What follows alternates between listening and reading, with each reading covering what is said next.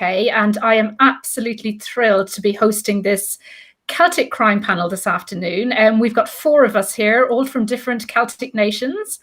I'm going to introduce myself very quickly first. I'm Sheila Butler, as I said. I'm an Irish crime writer. This is my latest novel. It's called The Lucky Eight. It's a standalone. It's my 7th novel.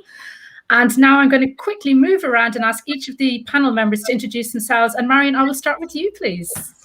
Hello, I'm Marion Todd. I'm Scottish and I write crime fiction, police procedural novels which are set in Scotland. My latest novel is What They Knew, set in St Andrews.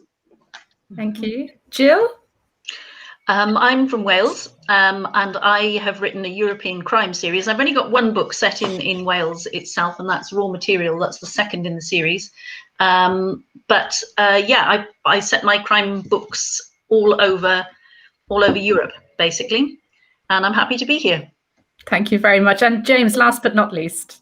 Yes, I'm James Murphy. I'm from Belfast, Northern Ireland, and I've recently completed a trilogy of detective fiction based in West Belfast, the last part of which is called Dark Light, which you can see here.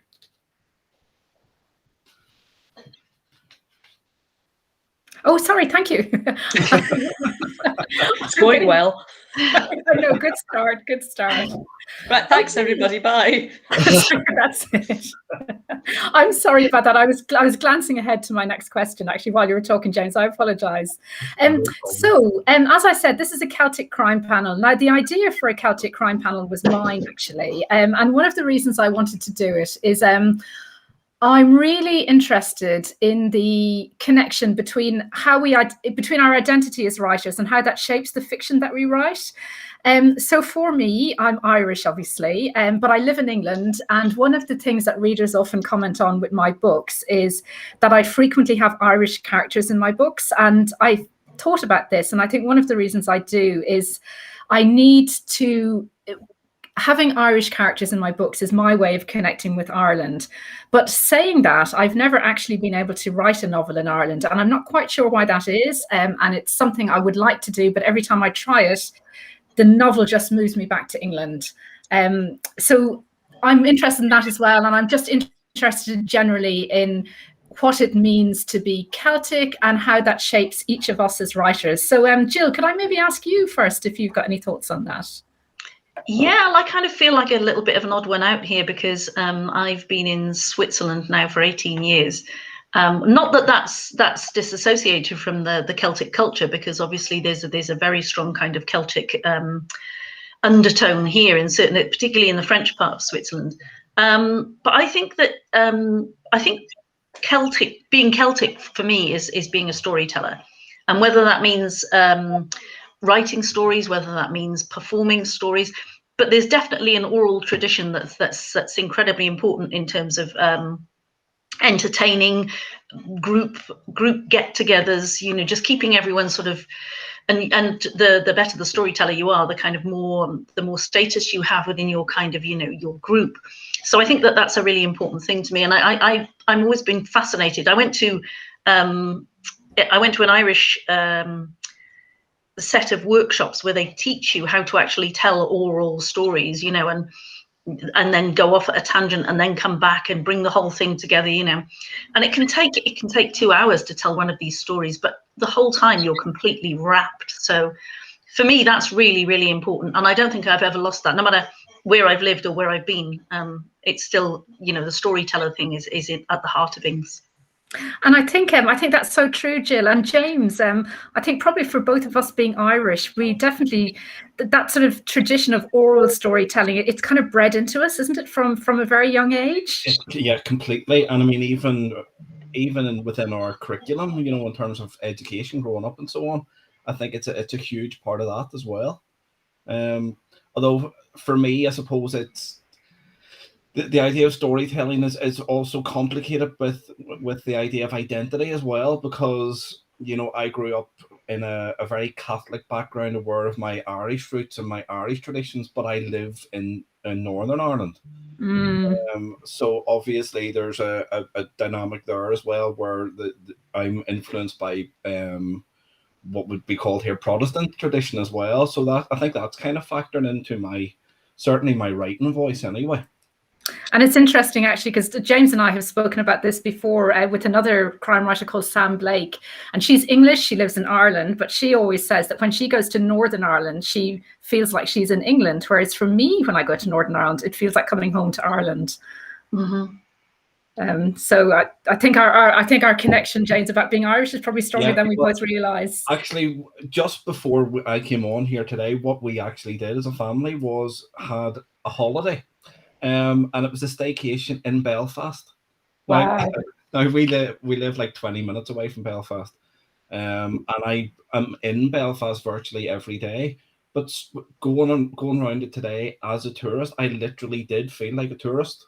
How lovely. That's so lovely. And Marion, what about you as a Scottish writer? I mean, I'm guessing here now, but I'm assuming that Scottish people very strongly identify as Celts. Would that be a correct or a complete misapprehension? Yeah, no, I think so. There's a kind of sense that we are other. You know, whether you're obviously at the moment there's the big debate about Scottish independence or not, and it's quite finely balanced. But I think even on the kind of Remain with the UK side, there's definitely a feeling of Scottishness and of being other than a kind of strange sort of openness and a kind of a speak your mind kind of thing like that. However, I would consider myself very much a Scottish person, and I can't imagine setting a book in someplace in England. But having said that, St Andrews is a very cosmopolitan town.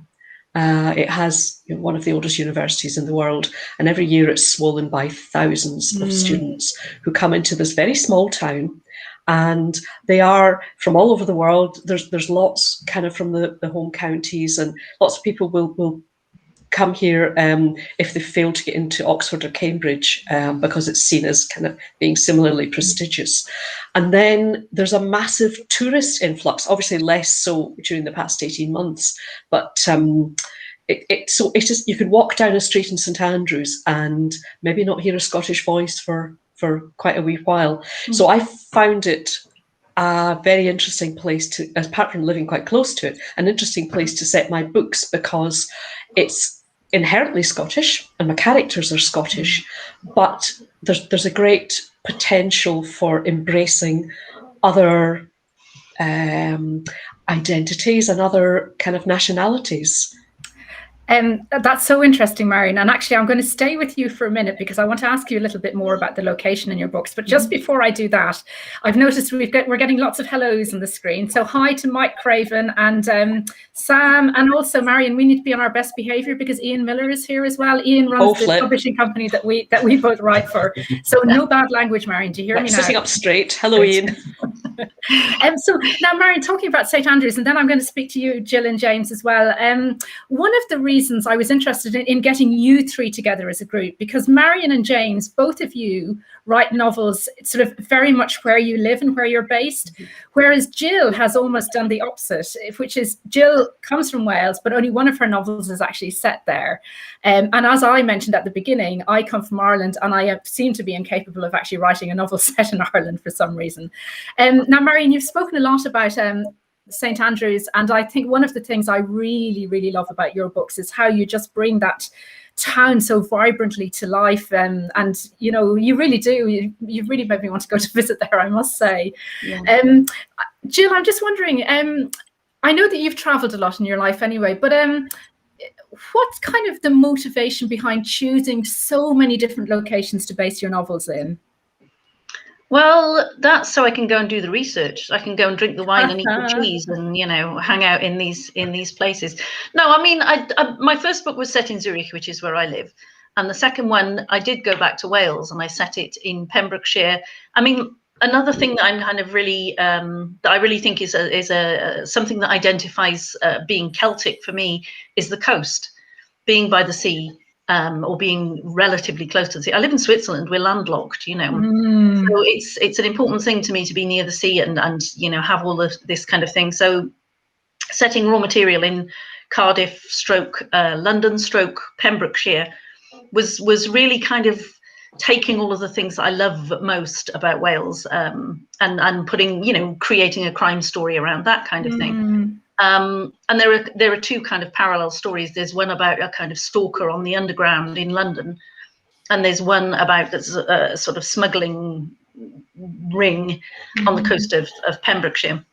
So that's what sort of drew me there. But I mean, all of the other stories that I've written, you know, in Naples, in Greece, in the island of Sylt, between Denmark and Germany, it's all about something about the place kind of sparks an idea, and then I want to write a crime story there, you know. And as I said, go and drink their wine and eat their cheese. So.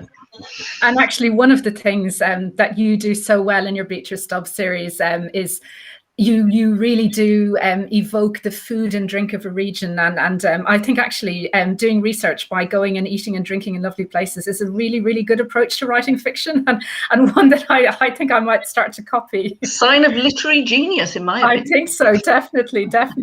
Now we're getting more lovely comments in the box, and Angela Writer Marion says that you really bring St Andrews to life in your books. It's like an additional character, and I would completely agree with this. And James, you've spoken about sort of the strange mixed identity of growing up in Belfast. Can you talk to us a little bit more about why you chose West Belfast, there you go, specifically to set your novels in? And can you see yourself setting them anywhere else ever? Right. Oh, that's a really interesting question.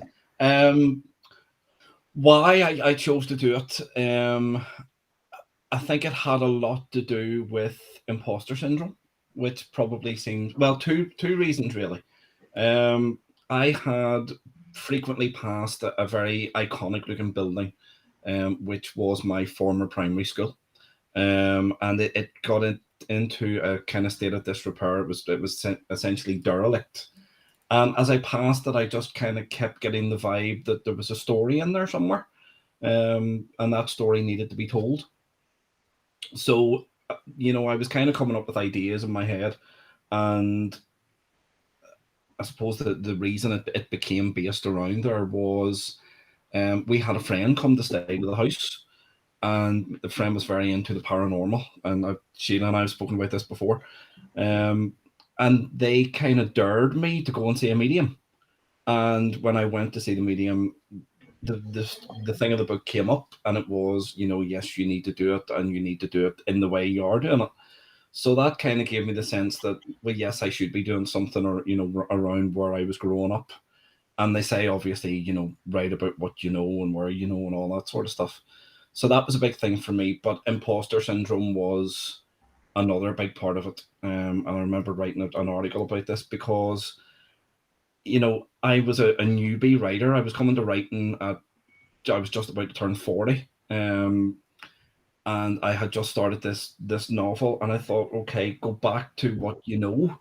And for me, it was West Belfast, and it was family, and, you know, it was just kind of going back to a starting point where I achieved in my other career, which is in education. So I thought, if it was a good founding for education, it's a good founding for crime fiction. And that's basically how it happened. Mm-hmm. In terms of where I would I set books there in the future, my trilogy of books are all set there, the Terror trilogy, and it kind of has scope to open out into a further series. So there will be further books there. But I'm in the middle of a new project at the moment, which is a standalone, and it's written in Northern Ireland, set in Northern Ireland. But I live in Antrim now, and there's lots of kind of local kind of myths and legends that I've come up with an idea for. So the new book's going to be set in and around there. That's brilliant, James. Thank you so much. Now, I'm just going to pick up on 2 points that you made, which I'd like to ask Marion and Jill about. And then I'm going to go to a question we've got from Will Templeton. So first of all, Imposter Syndrome. So I'm going to bring the two things together. One is Imposter Syndrome. And then the other point, James, you said that you were just about 40 when you started to write. Is that right? Yeah, that's right. So my first publisher was a man called Michael O'Brien, and he always said to me that nobody is ready to write a book until they've turned 40. That's the ideal age to start writing fiction. And in fact, I started writing fiction at 39. I'm now 53, so that tells you how long I've been writing and still have a day job. And do I still suffer from an imposter syndrome? I think I do. I think I always worry that.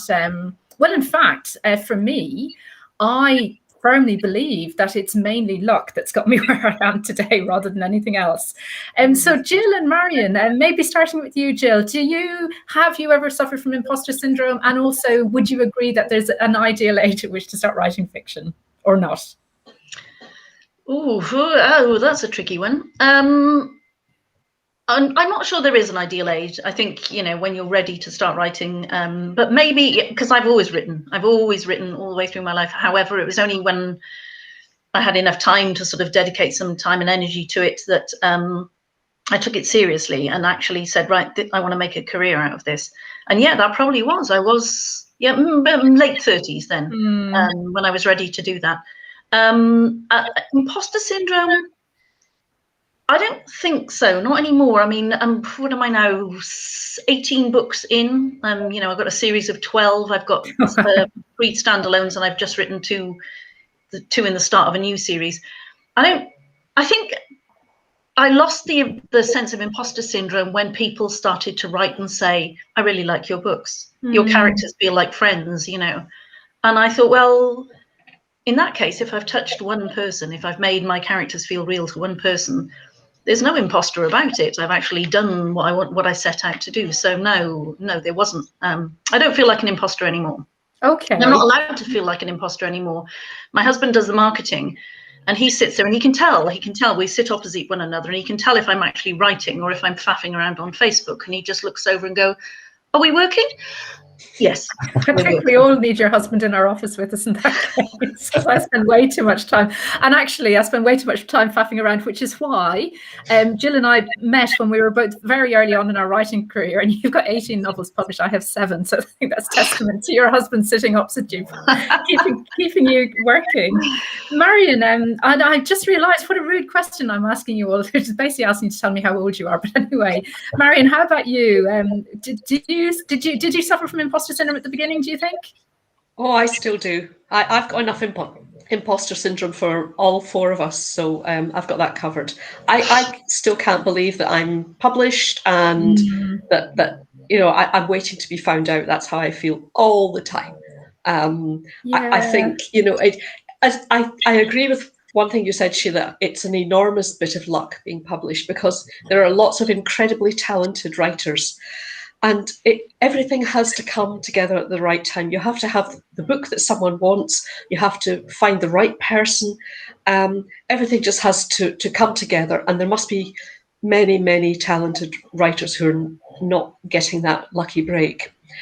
I definitely think that not necessarily being older helps, but that having had life experience helps. Yeah, because I do draw characters from jobs that I've had.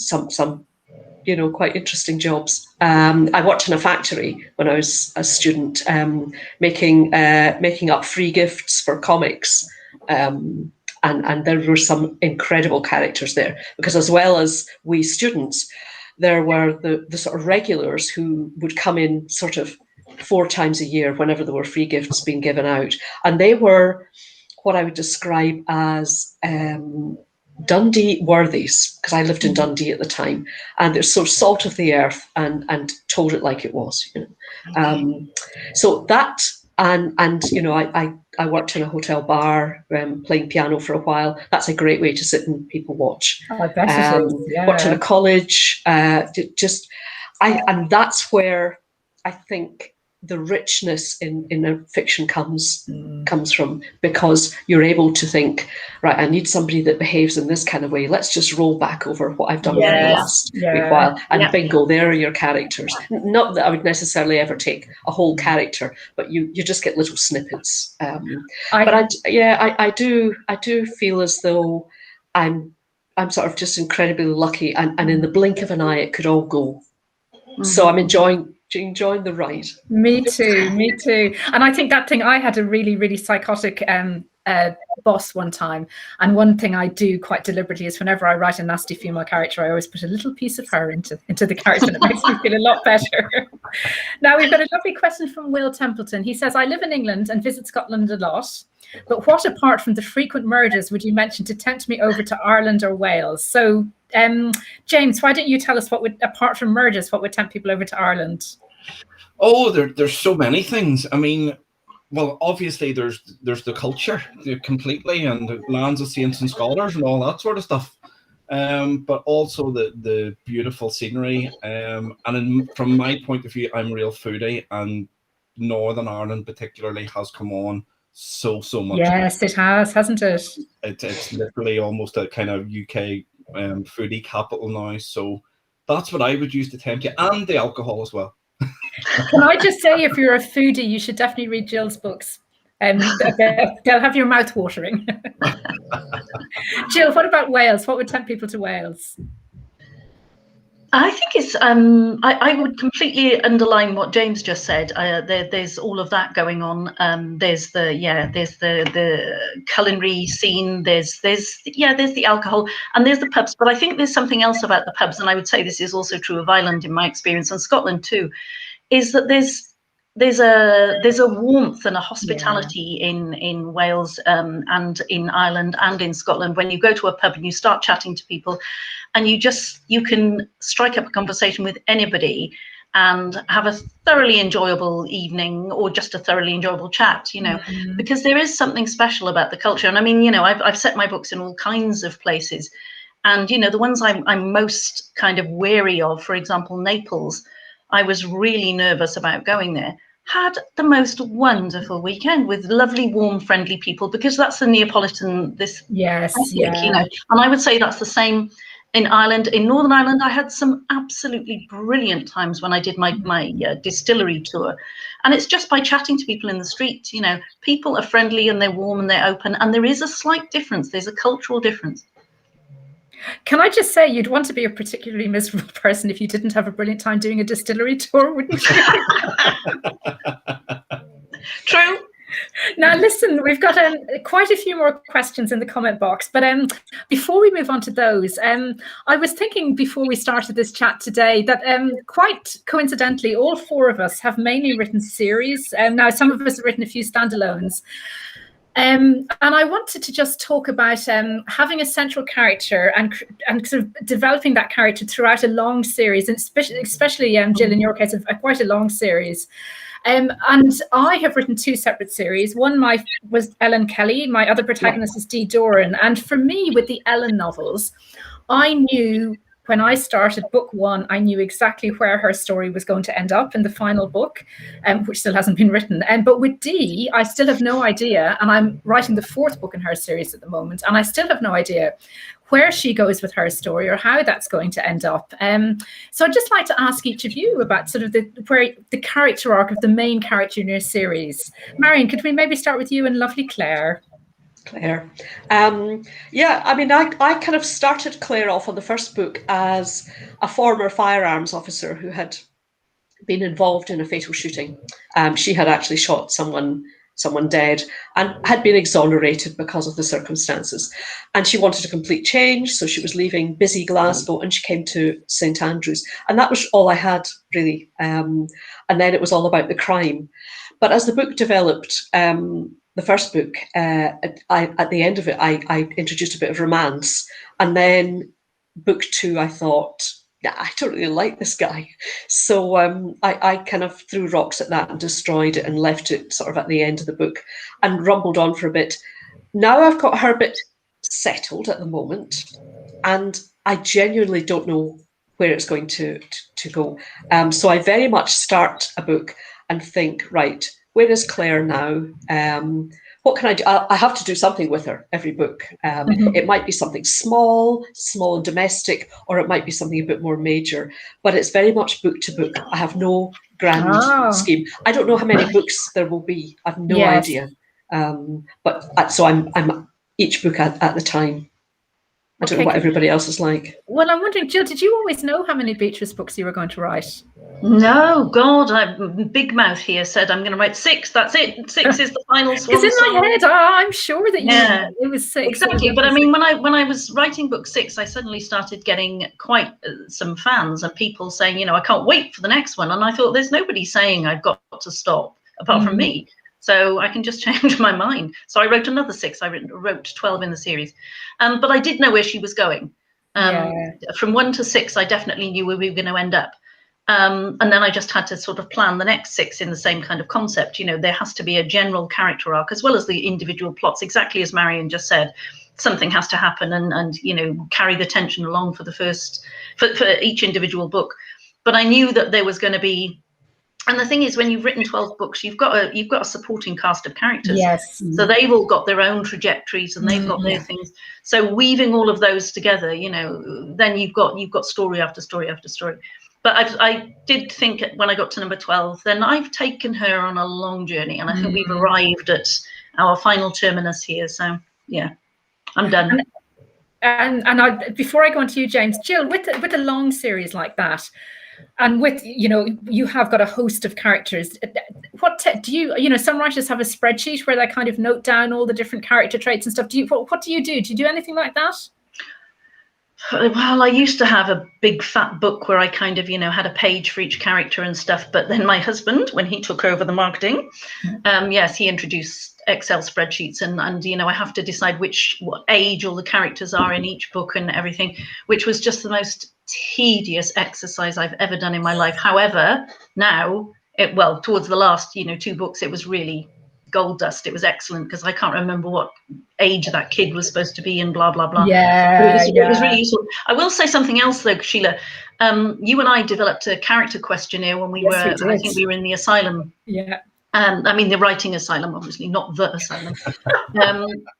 But that really, when we did that together, that gave me a huge extra subplot in terms of Beatrice's journey. There was something that happened just out of us answering those questions that made me realize that there's something else that's going to have to come out here in book 4 or maybe book 5, So going really, really, really deep into character threw up all kinds of things. And that was thanks to that thing that you and I developed. Amazing. And that's the joy, I guess, of writing a series, is that we can explore characters in depth. And I can see Marion literally lighting up when you mentioned spreadsheets. She is very, very obsessive about her planning, which we might talk about because doesn't matter whatever the question is, Excel is the answer. There's a question there.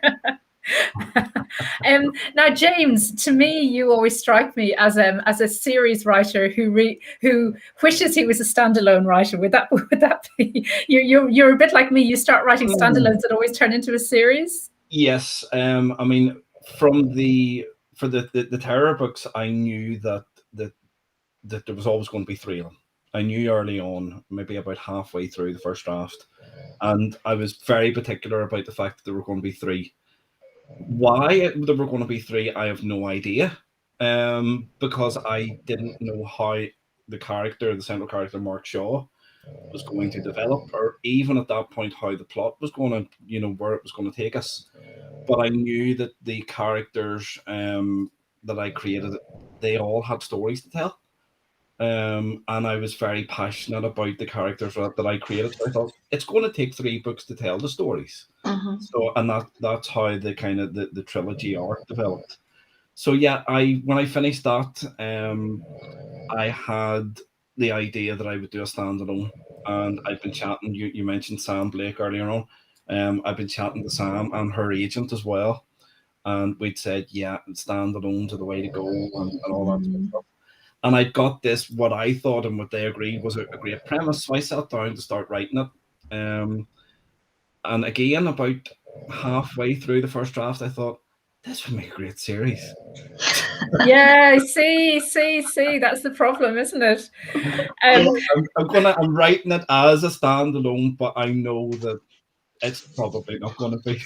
So my judgment was correct about you. Well, Ian Miller wants to know, is your husband available for hire for other authors or publishers? So you can ask him that question and get back to us on that one. Now, Jackie Morrison has an interesting question. She says she wants to know, did we know that our first published book was going to be the one? So I can tell you, Jackie, that I have 2 novels written and stuck in a drawer that never got published, that nobody ever wanted to publish. Marion, how about you? Did you know that your first Claire book would be the one? No, there's a previous Claire book that will never see the light of day, and there's bits in it that I really like, and I'm now mining it for parts. But the Claire book that was published is actually the second version of that one. So I really didn't know. No, not at all. And I was when I was signed by Canelo, my publishers, they asked if I'd be prepared to do a bit of work on fleshing out kind of characterization and things like that, because that's my weak spot. And I was very happy to. So there wasn't any kind of light bulb moment. This is going to be wonderful. It was a lot of slog. Yeah. And one thing I would say on that, before I go on to Jill, who has you've run off to get something, I can't wait to see what it is that I would think for a lot of aspiring writers, I think sometimes people get too stuck in thinking that first book is going to be the one, and sometimes it just isn't, and you need to let it go and just move on and write the next one. Definitely. It's Absolutely. The best thing you can do when you're going through the agonies of querying. When you're on a submission, it's you send it off, and you hear about these people who 20 seconds after the email has dropped, the person's come back to them and said, "Can we have the full thing?" And you think, "Oh, maybe that'll be me." No, it won't. It really won't. Yeah. So we all think it will be though at the beginning, don't we? Get on and write your next book. It's the best thing you can do to stop obsessing. 100%. Jill, what did you run off and get? I'm intrigued now. I ran off and got something because I saw a question down here about the liminal nature of Celtic lands. We're on the edge, neither one thing or another, and that's where things creep in. I think that's a really excellent question. And I completely agree with that analysis of things. And the reason I wanted to rush off and get something is this book. It's called The Sea Kingdoms. Yes. Yeah, I can see it. By Alexander Moffat. And it's about the fact that the Celtic lands, and we're not just talking about our 4 countries, but we're talking about, the Isle of Man and also Brittany and even the north of Portugal, were actually connected much more closely by sea. People would think of literally going across the sea to go to a party for a weekend, we're talking in history now, maybe still contemporary, I don't know. But I think there's something really important and special about the fact that there's a connection, there's a sea connection and a communication connection in between that whole Atlantic arc, from Scotland right down to the north of Portugal. Yes. Where people have, special languages. As your question, there's no name here, it just says Facebook user, but it's neither one thing nor another, but there's a sense of identity and there's a sense of kind of communication and connectedness between those people on other sides of the sea. And in fact, you mentioned early on, Jill, about sort of your strong connection with the sea, which I certainly have. And it's why I now live in the south coast of England, because I had to live by the sea. And I imagine Marion and James, sort of that connection with the sea is quite strong for both of you as well. Yeah. Yes, for me, definitely. I couldn't live away from the water. I couldn't live away from the water, no. And I have seen photos of Marion's house. It is on the water, and you should go and look at her Instagram account to see the beautiful photos of the view from her house. Okay, and Marion, this is for you, my darling. Somebody has asked, Marion, could you tell us about your legendary plotting and do the others match up? So I can say I don't match up, and that's my answer very briefly. Marion, tell us about your legendary plotting that I've tried so hard to emulate and simply cannot. I do like a good plot, it is true. I like to know what I'm writing before I write, so I plot quite carefully. And I use PowerPoint to do it, which I think is quite unusual. The way I do it is I have one slide per scene.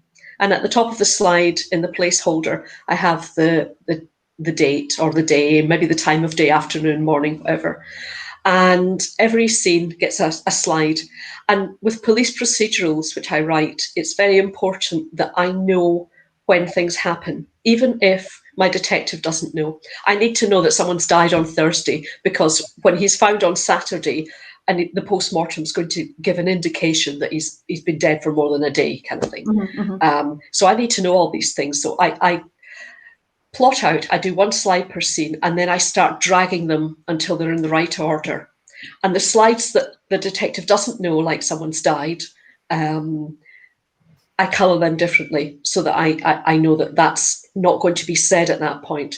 And then when I'm happy with it, I export everything into Word using the handouts method, and it comes in text, and then I adjust it to the font size that I want. And that sits at the bottom of my manuscript. And as I write a scene, I delete it. Now, that's not set in stone. Things definitely change. And in the book that's coming out in October, I stupidly changed the killer. I mean, the killer wasn't right from the start, but don't ever do that. That's a bad idea. I do it all the I had to go time. I do back it all and the unwind time. and unpick. It was just awful. It was just that plan really, and it gets, as I get through the book, it gets smaller and smaller and smaller and smaller as I delete the things that I've done. So I commend the idea to the house. And what is so interesting about that, it's really impressive, and it's also a really effective way of plotting. But the thing I find really interesting is that it just doesn't work for everyone. That's the thing. No, I think it only works for me. I have literally got myself caught up in knots trying to do that because I think it sounds so clever, but it just doesn't work for me. I have to write my way into the story. It's the only way I can get there. James, how about you? Are you a plotter or a pantser? I've come to be more of a plotter. I started off very much a pantser, and I still I'm quite like you. I like to write my way into the story, but part of me has kind of had to change my ways, and there's two reasons for that. The first one, obviously, being going into the last book in a trilogy, and I hadn't been writing for a while, so I was literally having to go back and reread and do all the stuff that I should have done at the very start, like making your character profile, doing your spreadsheets, all that sort of stuff.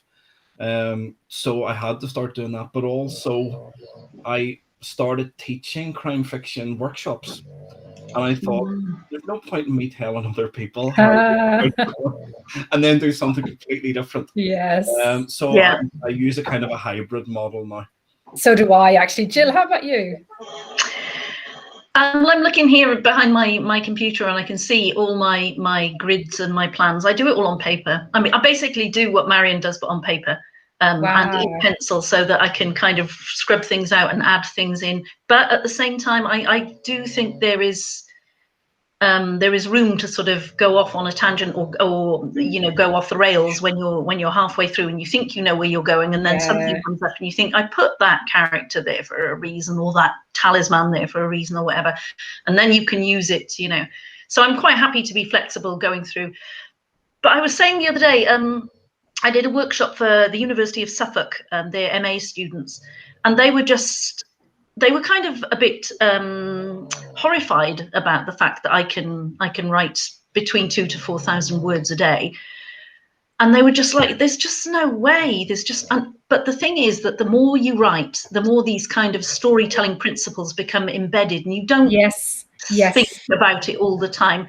And basically, I used to do 15, 20 drafts. Now I usually do about 3, because this one is all of that experience of writing all of these books is kind of embedded. It's intrinsic, and you don't need to think about it that much and work. I don't know whether you guys feel the same way, but that really matters to me, in the fact that now I know what I'm doing, and I still need to check myself and not think I know what I'm doing, and I can be incredibly arrogant about it. But at the same time, certain elements of storytelling are now practiced and perfected and honed, so that I don't have to fret over every single paragraph. Yeah, I think that is completely right. And I think actually you've alluded to something really important, which again, for anyone who's watching this who's an aspiring writer, the huge importance of learning the nuts and bolts of writing when you start out. And it does take time, and it does make you slower at the beginning, but by God, it is crucially important. And as Jill says, the more you write, the more that nuts and bolts stuff becomes part and parcel of what you do, and it gets easier. So I remember at the beginning, I used to literally, at the top of every piece I was writing, every scene, I would sort of set out whether it was scene or sequence, whether it was a piece to move the plot forward or whether it was just a standalone scene. And I did it religiously because it was the only way I could kind of monitor what I was writing. I know. And then, Jill, what I find really interesting is that as those techniques become part and parcel, and we sort of do them instinctively, I think I'm probably slower in a way now, but I think it's because I'm giving more thought than I did at the beginning to things like the really intrinsic detail of plotting and the other things that possibly I have more time to think about now. Marion and James, did you guys have a sort of view on that? Marion, you first. Okay. Yeah. A couple of things. Actually, something going back to the last point that I wanted to say is that it's easy to be a pantser when you're writing your first book, but once you have a contract, your publisher is going to want to know an outline for the next book so that they can start to prepare the marketing and cover and things like that. So that's where plotting helps me. But that's an aside. I forgot what the question is. Oh, just about the importance of learning the nuts and bolts of writing first. Absolutely. Yeah, definitely. I hope I get better. I now write with my editor sitting on my shoulder. Because when I write something, I can hear her saying, that's going to have to come out. I do too. Yeah, we both have the same editor. She's a scary woman. Great. Yeah, she is. Marion, is that your dog in the background? We can hear. Is that what it is? Sorry. No, it's mine. Sorry, he's snoring his head off. I apologise. Oh, it's gorgeous. Right. Let him snore away. You'll know when my dog makes a noise. And James, how about you? Did you kind of have to go out and learn how to write, do you think? I think I did to an extent. I mean, I come from the background of being an English teacher, so I kind of brought that with me, if you like. But showing young people how to write and creative fiction and so on, and actually sitting down to do it yourself are two very different things. So yeah, I did have to learn the nuts and bolts. But again, with me, that's when the kind of imposter syndrome started to come in a little bit, because I kind of thought you should know how to do this because you're an English teacher, been doing it for years, but there's that kind of lack of confidence. And that's actually why I started doing the crime fiction writing workshops, because I thought the only way I can prove that I can do this to myself is to show other people how to do it. Okay. And I just noticed actually in the comments up there somewhere, one of my students has just published her debut novel at the age of 70. Wow. Oh, wow, that's amazing. Excellent. Fabulous. Congratulations. Yay. So, and I think she has her second one possibly on pre-release or something like that now. So, but I mean, that was a happy, that was a happy outcome, obviously, for all of us in the group. But for me personally, it was also a happy thing because it kind of proved to me that I knew what I was doing too. Oh, that's a great attitude. Thank you. Now we've got a question from Abby Frost that I want to go to in a moment. But before I do that, Jill, when you were talking about sort of having this host of characters and everyone having their own story, one of the things that the four of us spoke about before this session was how as writers, when we're writing a novel, we're not just writing one story, there's a whole lot of stories within stories. And Jill, I'm really interested in sort of where those stories come from and what they bring to each novel and how they make the novel stronger and what sort of depth they bring to it. It depends from book to book, but I mean, in terms of my Beatrice Stubbs series, I have a very clear system there. I have three kinds of plots. I have the A plot, the main story, the B plot, which is usually the sort of subplot that's something else that it doesn't really involve the main character so much. She's only kind of tangentially involved with that. And then there's the C plot, which is usually something to do with the main character's emotional state. And then there's the D plot, which is not really a plot at all, but it is setting, it's location. Yeah. So that's really important. The B plot is usually something that's bugging me at the moment, something that I'm reading about in the news or I'm irritated about, and I want to make a comment on through the medium of my characters, or just explore, maybe have a look into that kind of thing. So usually it's something connected to that kind of thing. So the main plot is the whole kind of story driver, and the B plot is something else. But you can't just have a B plot out of nothing. So it's usually attached to one of the characters, and they have to have their own kind of development, their own kind of story, and that has to go across the whole 12 books. So, sometimes I've just attached an issue to a particular character and realize that doesn't work, so they have to pull that out and just keep authentic to the characters. That's how I would answer that one. Thank you. And that was not a very good question, so thank you for answering it so eloquently. And actually, as you were talking, I was thinking two things. First of all, I was thinking how fascinating it is to talk to other writers and hear them talking about their technique. I just feel I learn so much when I hear other writers talking. And because I think I have lots of different plots and different stories within stories in my books, but it's certainly not as deliberate, I think, as the way you've described it. So thank you. That's really interesting. And I've kind of gone off now. So I've gone up, my thoughts have strayed. So I'm going to go to Abby's question, which is, as a huge fan of Jill, Sheila and Marion, I'm now looking forward to discovering James. And that'll be a lovely discovery, Abby. She says, do we think there's anything in particular that draws Celtic authors towards crime writing? And I've got my own thoughts on that, but I'd like to hear what your thoughts are. James, would you maybe like to have a go at answering that first? Yeah, I mean, I don't know if there's a particular reason for it, but I mean, obviously, crime is the most popular genre. It's the most consumed genre, and for me, speaking from a kind of a Northern Ireland perspective, I think crime fiction deals with other societal issues really well, and it's a good vehicle. Yeah, so for me, I kind of think of the idea of Northern Ireland coming out of the kind of post-conflict idea and how people are dealing with that.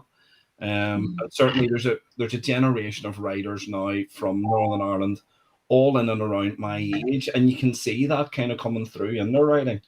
But also, we talked about the fact that Belfast in particular has changed so much and has become so much more, for want of a better word, normalized as a UK city. So that's something I think that I certainly want to explore more, in the sense that we're a big city with all the problems and issues and vibrancy that all the other UK cities have. So there's great stories to tell there, so let's tell them. And would you say, James, that sorry, Jill, I didn't mean to talk over you, because it feels to me that the crime writing scene in Northern Ireland is particularly vibrant. Would that be true? Yeah, I mean, we very much have, I suppose, what we would call a new wave coming through now. I mean, we had a lot of very successful writers in the past.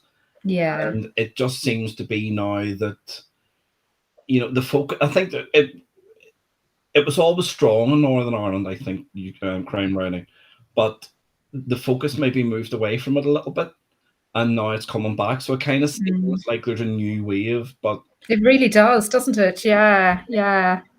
Jill, you were going to say something, I think. Were you? Sorry, and I rudely spoke over you. No, I wasn't. I was just agreeing with what James said. I think it's really interesting. But I would also say that I really do associate crime writing with Scottish writers. And I mean, I can think of, I'm looking at my own bookshelves and thinking how many Scottish writers I've got up there.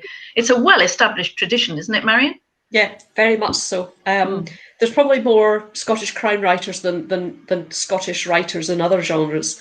We have quite a lot of literary festivals which are crime specific, and there's great tradition. I guess coming back or coming from William McIlvanney, who is the seminal novel Laidlaw, was the one that kicked it all off, and it's the one that we all kind of aspire to do our own versions of. I think there's something, particularly in Scotland, has so much potential, because we only have 2 or 3 very large cities, but there's so much other. We have the islands, we have kind of rich farming areas such as Angus or down in the Scottish borders. There are areas and little pockets of wealth, and there are areas of poverty. There's places where you can go in Scotland where I will struggle to pick up. They're speaking English, but I'll struggle to pick up the accent because it's so very specific to that area. So there's just a richness in Scotland, and crime.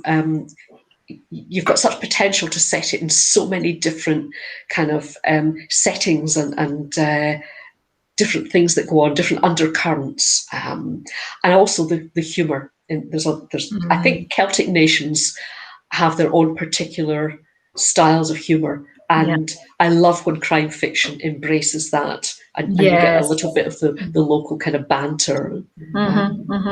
And I think humour for all of us, I think, is probably quite important, isn't it? Yeah. Mary, can I just pick you up on actually what you said about the different dialects and go to parts of Scotland. It's the same in Ireland. I mean, I've got a friend from Cork, and literally when English people hear him speak, they think he's speaking French. It's amazing.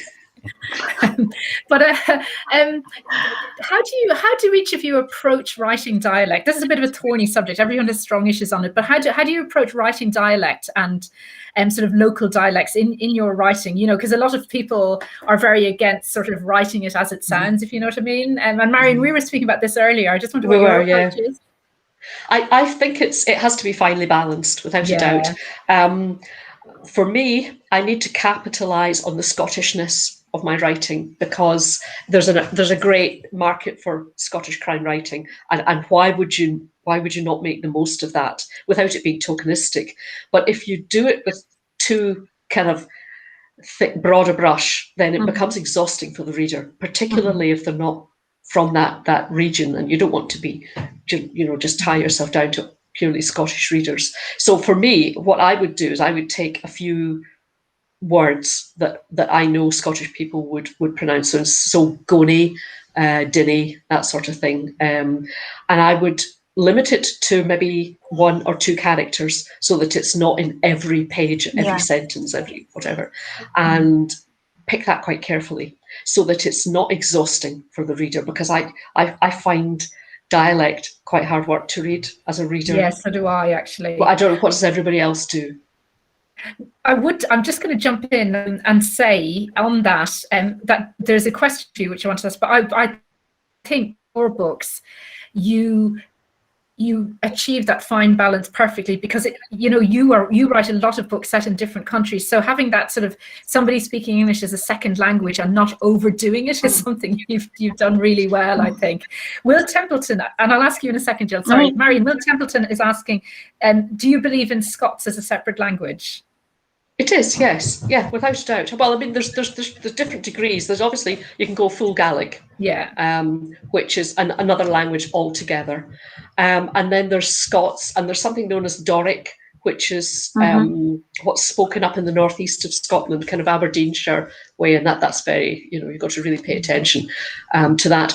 And I would say that Scots and Doric, and I'm sure there are others, have a lot of English and a lot of Scots, and some words, some Gaelic words are and some Scottish words are drawn from French and other languages. It's all a bit of a mishmash. Glasgow particularly, there's some Glasgow expressions that come straight from French.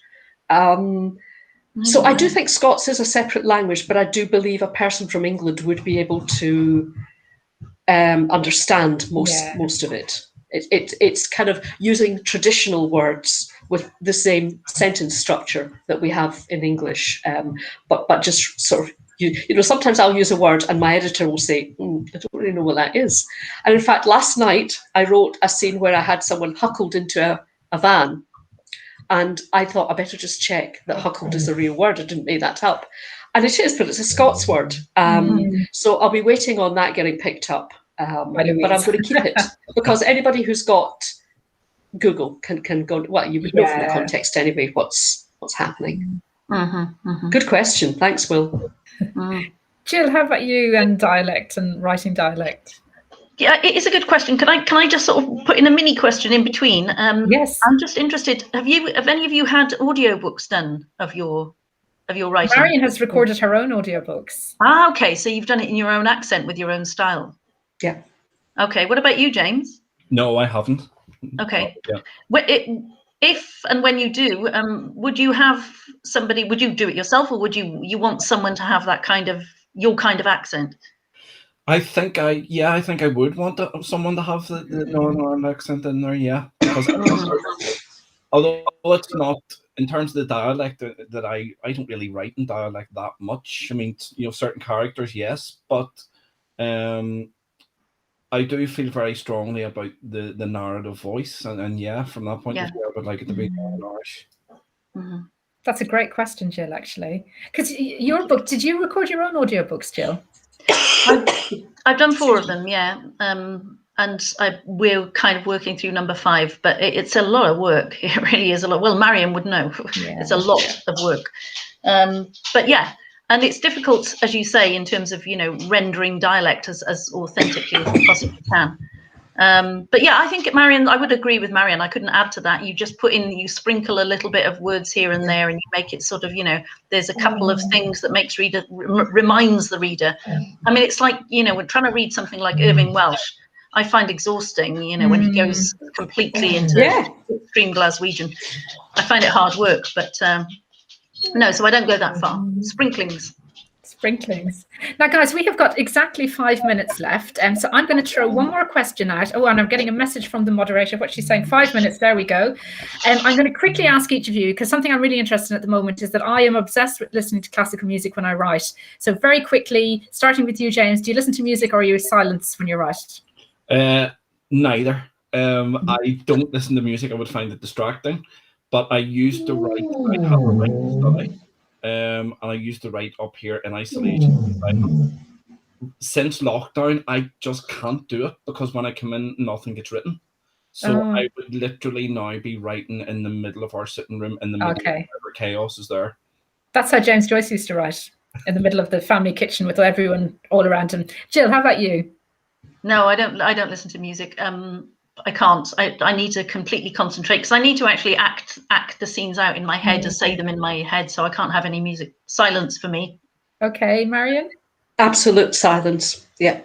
I quite often read my scenes out just to see how they read. But no, I mean, it's hard enough getting an earworm out of my head. I need to be silent. How about you, Sheila? Yes, I love listening. I mean, I can write with any noise around me, but my favorite thing is to put my headphones on and have something like Beethoven just blasting through my ears, and it just gets me in the zone. I think because I've got quite a sort of hyper personality, and the music somehow just focuses me. It's probably a bit like white noise, maybe you would, it's good. It works, it really works. Anyway, I am going to say that we are drawing to a close. So I would like to ask each of you in turn to just remind everyone who you are, hold up a copy of your book, and just tell people how they can buy your books. James, starting with you. Okay, I just grab a book. So I'm James Murphy. My last copy is last book is Dark Light, which is the end of a trilogy of books called the Terror Trilogy, which I have. Here's some I prepared earlier, which okay. And they're available via Amazon, and if you're local to Northern Ireland, they're in most of the independent bookstores there as well. Thank you. Jill? Yep. Well, I'm JJ Marsh, and this is the book that is set in Wales. This is the second in the Beatrice Stubbs series. There are 12 in total, but that's the one that happens in Pembrokeshire, London, and Cardiff. Yeah. So. Thank you. And Marion? I'm Marion Todd. This is the 4th in the D.I. Claire Mackay crime series set in St Andrews. And it's available online from all good bookstores, from Amazon, Kobo, Apple, and so on. And your indie bookshops. Go to your indie shops. Yeah. Thank you so much. And thank you so much to all 3 of you for coming along today. And thank you to everyone who's joined us. It's been an absolute pleasure. And I'm going to ask Caroline, our moderator, to switch off the recording now, please. Thank you very much. Thank you, everybody. Thank you. Bye-bye, everyone. Bye.